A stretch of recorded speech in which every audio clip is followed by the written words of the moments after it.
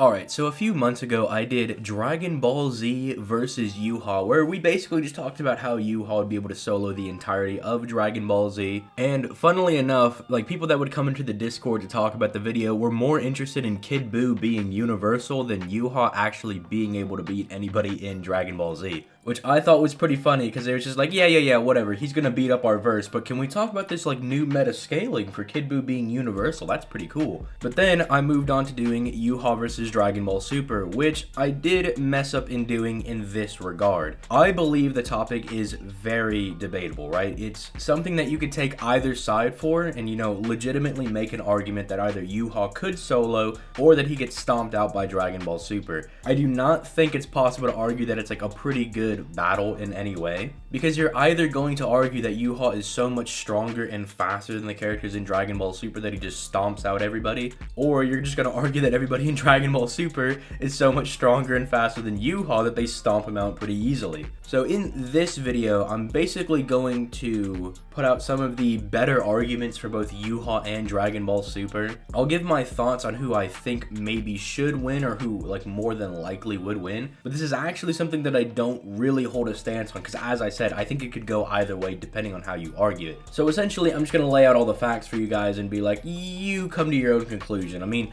you can come to the Discord and be like, no, I think Yhwach absolutely stomps, and we can debate on that. That's fine. I'm just saying that I personally don't have a stance, because I think I could argue either side, and I think both sides have a legitimate claim at victory in this debate. But before we begin, if you like these kind of videos and you like what I do, consider leaving a like and subscribing on the video. That helps out the channel a lot. It shows that this is the kind of content that you guys enjoy. And if you really want to go that extra mile, consider clicking that join tab. You gain access to channel emotes, hidden videos on the channel like my debates, you get to see past live streams, you get access to hidden channels in the Discord, just all sorts of little itty bitty goodies like that. And if you take the highest donation, you're able to actually just straight up request videos, although I might have to work with you on that, because if you're like, I want to see a video on Rurouni Kenshin versus Thanos, I'm gonna be like, all right, look, buddy, I'm not gonna do that. Like, let's work on this. Like, maybe we can do Kenshin versus Ichigo. Maybe we can do Thanos versus Aizen, something like that. Like, maybe I'll work with you a little bit, right? But with all that being said, let's just go ahead and jump right into this video. You guys know how I do things. We're gonna go into strength, speed, and hacks for both sides. So let's start off with strength. Now, I've gone over the strength of Bleach numerous times on my channel, but I'll try to keep it a little short, sweet, and simple. Basically, the lowest that people tend to argue Yhwach is like the absolute lowest is planetary, right? But I don't even think that's possible, since Yhwach's whole goal was that he was going to destroy the 3 main realms and all of their connecting realms, and we know that these realms at least contain stars within them, which would mean at least the Soul Society and the World of the Living, which contain said stars, would need to be solar system in size to not only contain the star that's within them, but also the gap between the star and all of the other planetoid bodies within the realm. However, we get further information where we see numerous stars in the night sky, and Kaname's friend just blatantly saying that there are dozens of stars out in the night sky tonight, which just blatantly tells us that this is a multi-solar system size realm, because again, it has to not only contain all of these stars, but the gap between said stars as well. From there, we have the arguments for some of these realms being infinite in size. Now, I do think the Valley of Screams are fine to be infinite. They come from Memories of Nobody, which is debatably the most canon of all of the Bleach movies. And the Valley of Screams are said on 2 occasions to be infinite in size. The other 2 dimensions, though, are Mukin and Huecomundo. Now, Huecomundo is said to have an endless amount of sand, which does technically work to make the realm infinite in size. Endless obviously being synonymous with infinite, and having an infinite amount of sand would mean your realm would have to be infinite in size to compensate for that amount of sand, right? Obviously. But then we have Mukin, which is a bit odd, because when you look at the actual kanji, the first time they mention it being infinite, they actually don't use the word infinite in the kanji, but then the second time they say infinite, they do use the kanji for infinite. It's essentially like saying, yeah, I'm 5'10", and then in the next sentence I say, yeah, I'm 6'3". You're like, which one is consistent? Which one is the right one? Because they just basically say that, like, hey, this is really big, oh yeah, it's also infinite. You're just like, We could go with the infinite statement, right? Because it is the second one. And obviously, as you're writing a story, the more recent statements should take precedent because that's kind of like now the new information that's being presented to you. And especially with something like Mukin, where they're talking about its size, they might lead up by saying, yeah, it's really big. And then the second statement actually quantifies how large it is, right? So it should be fine, but I'm just giving you a heads up that somebody might slap you up with that kanji argument and say, well, like, actually, it doesn't even say infinite in the kanji. Just be aware of that. However, this would only get Yhwach to having an infinite amount of third dimensional power, as he'd be destroying realms that have, infinite mass in them. However, we can go much higher. However, this requires us to use the dimensional arguments that Aizen kind of presents when he's fighting Dangai Ichigo. But if you buy into this, anybody stronger than Dangai Ichigo would actually be a fifth dimensional being, which would be like a very high multiversal being. Basically, Aizen rationalizes that there's all these third dimensional beings, and he rationalizes to himself that he is a dimension above them, meaning he's a fourth dimensional being. But then he looks at Ichigo and he's like, the only way he could have gotten to this same level is if he transcended me by a dimension, right? Meaning Ichigo in his Mugetsu form is a fifth dimensional being. To back this up, Aizen actually gets angry after he thinks of this explanation to himself, by the way. This is Aizen trying to rationalize what is happening. But Aizen getting upset actually somewhat validates how true this is, because Aizen doesn't want to believe that that is the case, right? He's angry at himself because it makes sense that that is the explanation, but again, it's going to piss him off that Ichigo has transcended him by so much. So it really just depends on, do you buy into Aizen's explanation of using dimensional tiering to explain how strong he is and how strong Ichigo is? Because if you do, then obviously Yhwach would be a fifth dimensional being as well, because true Shikai Ichigo regained the power of Mugetsu and he got slapped up by Yhwach, so it really does hinge on you believing Aizen's statement. As for Dragon Ball Super, it's almost infinitely more basic. If you want to start small, we have Moro and Zamasu in the Dragon Ball Super manga stating that they could both destroy the galaxy. Although this is a bit weird because if you say that Moro's the only one that can destroy the galaxy, it really doesn't scale to a lot of people, and it seems kind of odd considering that Buu Saga tier characters were galaxy tier. And we all know that these are like not the best feats that Dragon Ball Super has to offer, but it is a nice floor to start off on. Then we have the World of Void, which is stated to be an infinite realm that is completely endless and contains no time.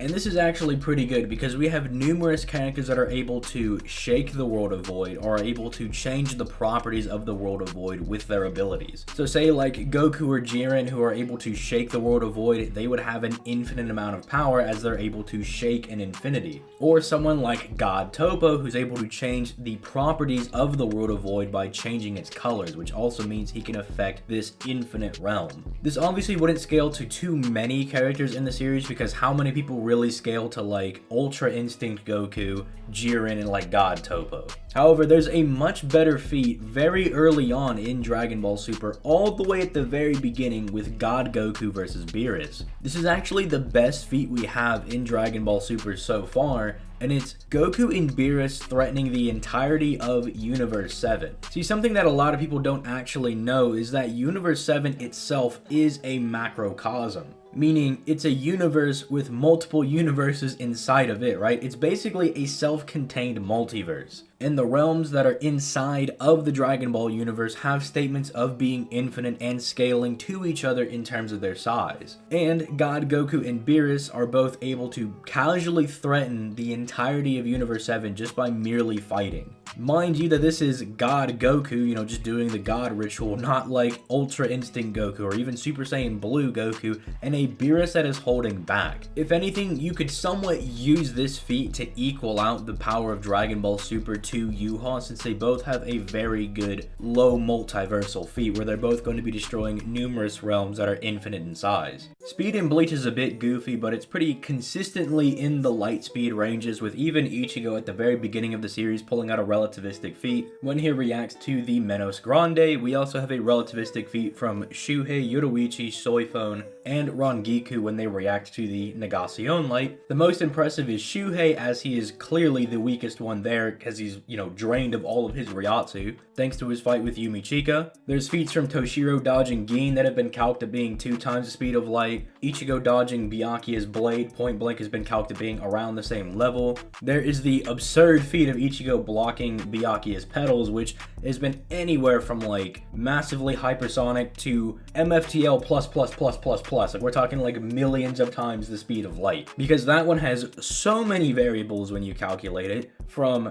did Ichigo just cut every single blade individually? How many blades are there? If he didn't swat them all individually, how many did he swat per swipe? So it can get very absurd very quickly with that. But then we move into like the Arankar saga, where we have Arenyeto dodging light very casually. We have Shunsui dodging Stark Setos, which actually puts him at 77 times the speed of light. There's some calc stacking you can do with Ichigo versus Ukiura that gets them to like 100,000 times the speed of light. And then really after that, the most impressive thing comes from the 1,000-Year Blood War, where Ichigo, who should be about light speed at this time, I think it would just be fair to say that he's about light speed, takes 9 hours to go from the Soul Palace to the Serete, which means he was traveling for about 9 to 12 hours at light speed. And then we have this Mime Hage and the Ash Wallen that make the exact same journey in like 5 seconds. Which is, why that's so impressive. If you imagine a character moving at light speed being, way fast and they travel for 12 hours, that's going to put a pretty big gap between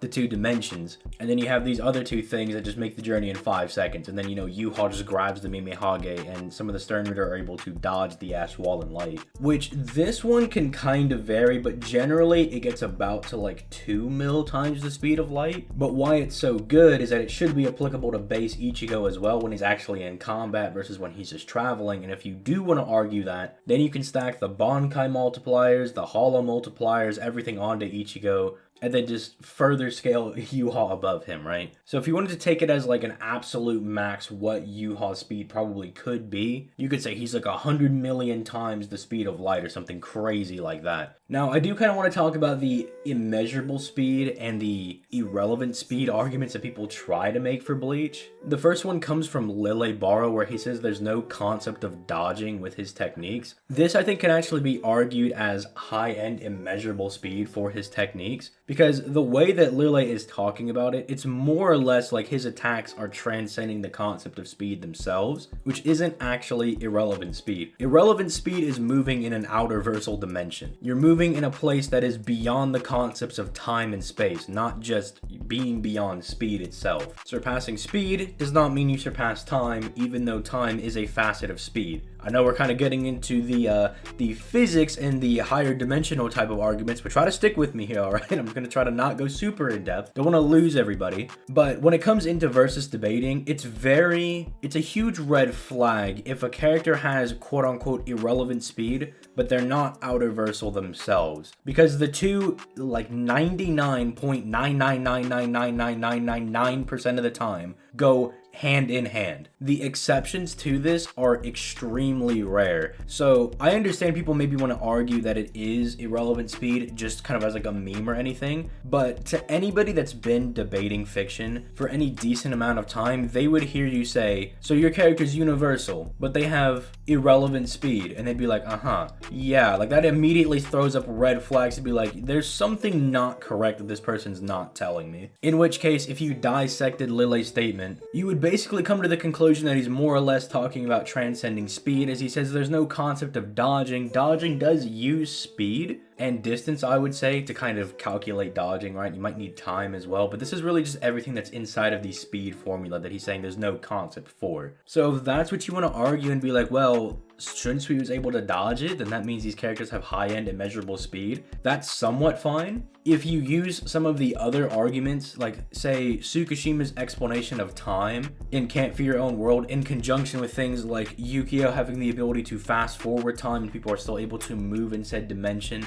the Don guy may or may not have non-linear time, and depending on how you interpret the statement, may be disconnected from the time space, potentially meaning it doesn't have time, which actually is false. It does have time, its time is just non-linear. But then you maybe want to argue like some of the Giriko statements and how Giriko's ability might also be like this godly time hacks, which is somewhat hard to argue because we don't have a whole lot for Giriko. But we do get a little bit of snippets in Camp for Your Own World where he kind of talks about time that you can maybe move around and argue does give them immeasurable speed. So the bottom line is that Yhwach is either really high into MFTL, right? Like we're talking hundreds of millions of times the speed of light, or he's basically got the highest end of immeasurable speed, as surpassing the concept of speed basically gives you the top tier chef's kiss version of immeasurable speed. Super is in a very similar position when it comes to speed. Again, using stuff from like Dragon Ball Z, you could get them into very high tiers of the speed of light. You know, you have people like Kid Buu traveling across the galaxy and destroying it in a matter of a few moments, which is redonkulously fast. But then as soon as you step into Dragon Ball Super, you have people like Beerus and Whis traveling across the universe just in a few moments, you know, just pretty casually, right? You have Goku and Beerus' attacks getting into infinite speed since they're not only able to travel across their own infinite universe, but into the other infinite universes in the Dragon Ball macrocosm. But this isn't even the best of the best. So since the World of Void is stated to not have time, you could argue that these characters being able to move in a realm that does not contain time would mean they have inaccessible speed, which is infinitely higher than infinite speed, but to say that it was more than infinitely slower than immeasurable speed would downplay the absurd gap between the two levels of speed. So it's still quite fast, but it's not quite that immeasurable speed. And unfortunately, outside of arguing that they're moving in an area that doesn't have time, there's not a whole lot of immeasurable speed arguments for Dragon Ball Super. The dub does say that Blue Kaioken Goku, when he's fighting Hit, is traveling through time. You know, when he's in that panel where he's running through Hit's time skip, they're like, dude, he's moving through time. So if you want to use the dub and say that, like, yeah, he traveled through time, immeasurable speed, everybody that's faster than Goku has immeasurable speed as well, I guess you can do that. But things like the time ring, which allow people to travel through time, do not give the characters immeasurable speed. They merely give them the ability to travel through time. It would be a bit different if the time rings were like, all right, once you put this ring on, you're now fast enough to run through time, like it buffs your speed or something like that. But that's not what it does. It literally is just like you put on the time ring and you're just like, I want to go to the past, and the time ring takes you to the past, right? So it's not even like it's an object that can buff your speed to immeasurable speed, right? Which is very unfortunate. But yeah, that's really all there is for Dragon Ball Super Speed. It's far less complicated than Bleach's speed tiers. There's no weird, irrelevant speed meta that we gotta debunk.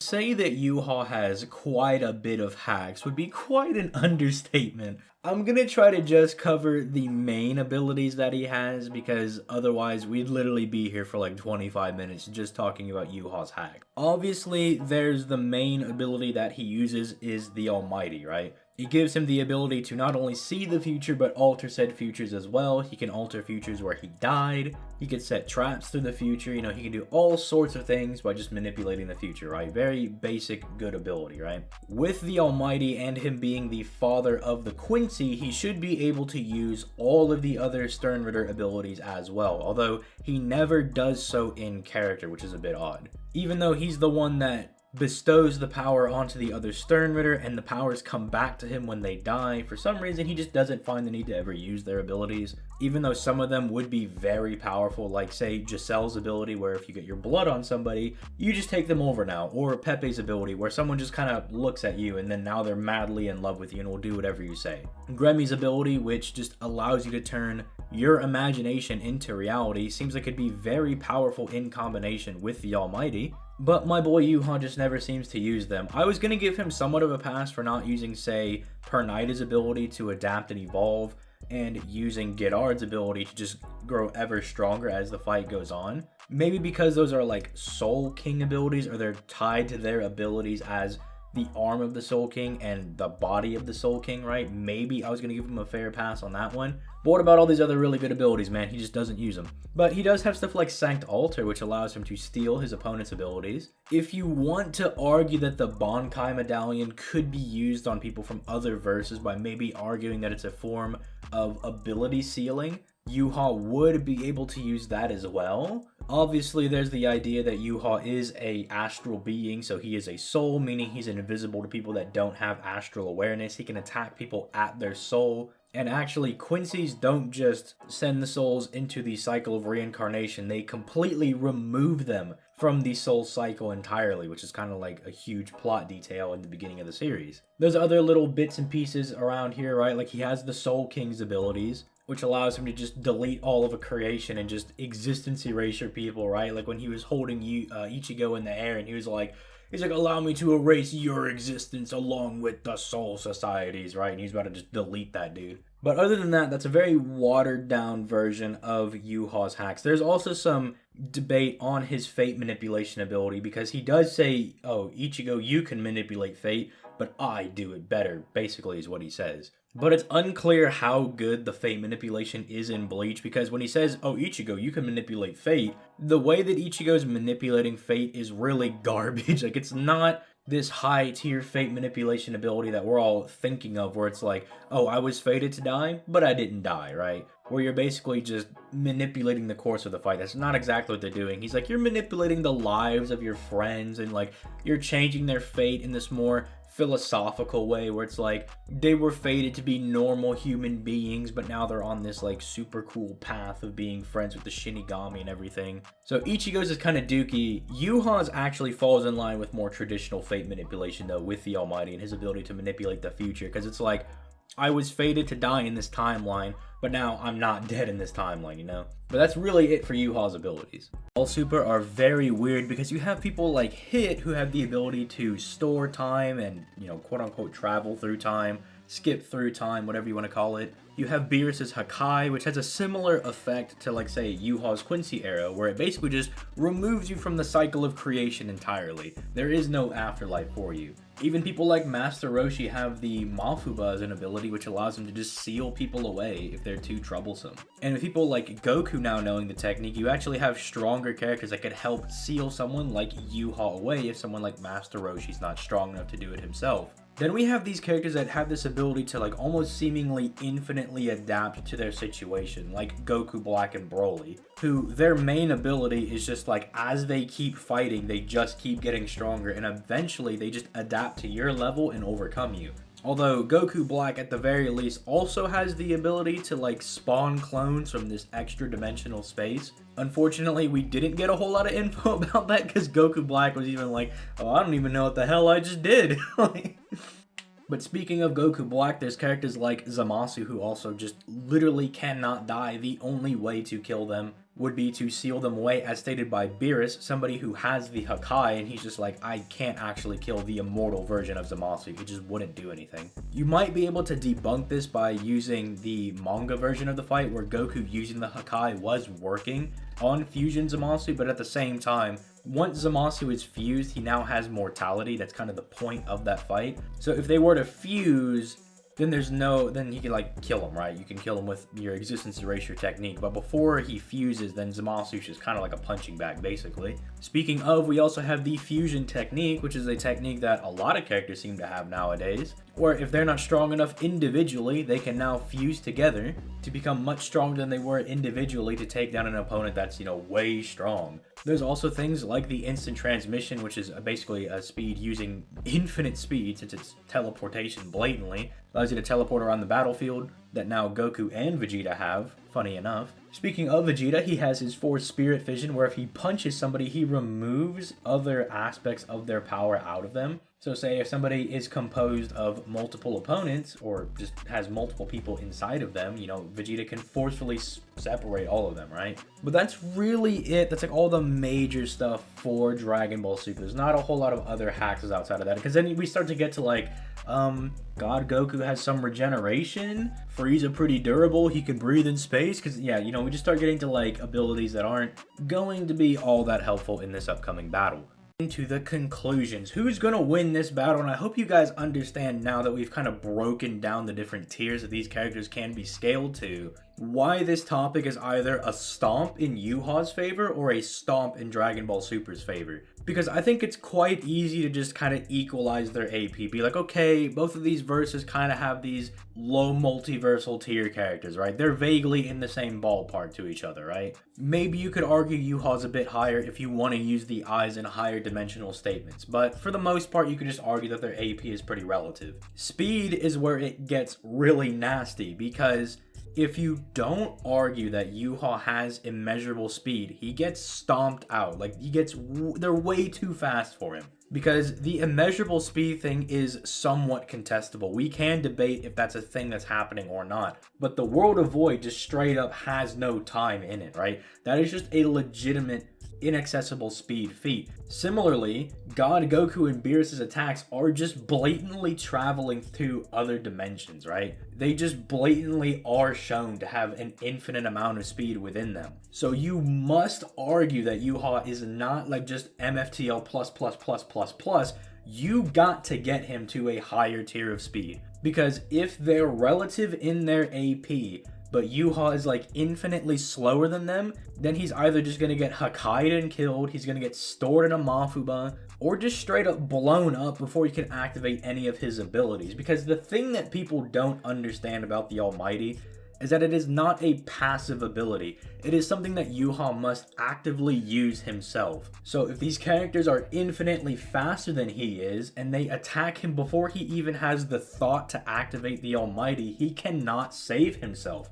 He'll just straight up die. However, conversely, if we're going to argue that Yhwach has immeasurable speed, and he's relative to everybody there, then he just gobbles everybody up with the Soul King abilities, right? Or just fires a bunch of arrows at people, uses Sanct Altar, steals everybody's abilities, and cuts them all down. It's really something that just comes down to their speed. And if you do like stats equalizer, like, okay, Yhwach's got equal stats to everybody there, then it kind of just becomes an Avengers Endgame type scenario, where Yhwach does have the superior ability, but because he's relative to everybody there, it doesn't necessarily matter.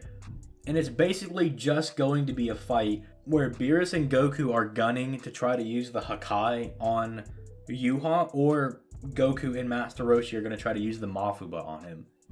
Either way, for these solo type of battles, right, if you do stats equalize, it doesn't work out, right? You have to be somebody like Accelerator, right? Or like Gilgamesh. Like, you have to have an overwhelming arsenal to take on like this many people at once. And that's not quite Yhwach's ability. It's very good, but his default is to just continually use the Almighty, right? And that's kind of his Almighty spam. And then a further issue with the stats equalized version is that you might say, well, why doesn't Yhwach just bring himself back to life if he gets Hakkai'd or something? Because we haven't seen him revive himself from that level of existence erasure. He revived himself after he got cut in half, which is a far cry to compare that to being removed from the cycle of creation entirely. And then we actually just don't know how Yhwach would deal with sealing, because during the first invasion, that was the whole reason he had to quit, because he was being sealed back inside of his palace. So if anything, if they stick him in a Mafuba, there's nothing he can do about it. Then again, the Almighty was not active at that time, so maybe if the Almighty was active, he would have been able to prevent that from happening. Who knows? It's very likely we'll get like a databook statement once the 4th databook does come out, or it'll be like, because he's not at full power, he must retreat or something like that. But that's generally the breakdown I have for this battle right here. If you want to discuss it further, feel free to come into my Discord. Again, I don't necessarily have a stance on this topic, but if you come in there and you're like, no, I think Yhwach slaps 10 out of 10 times, then yeah, we can debate on that, right? Or if you come in there and you're like, no, I think Dragon Ball Super and they don't lose in any scenario, then definitely we can debate on that as well. If you want to further support the channel, again, click that join button. But if you don't, want to help out in any monetary way, just leaving a like and subscribe is good enough for me. Check out my links down in the description down below. And with all that being said, I'm going to go ahead and get out of here. You guys have yourselves a nice day. Peace. Late, guys.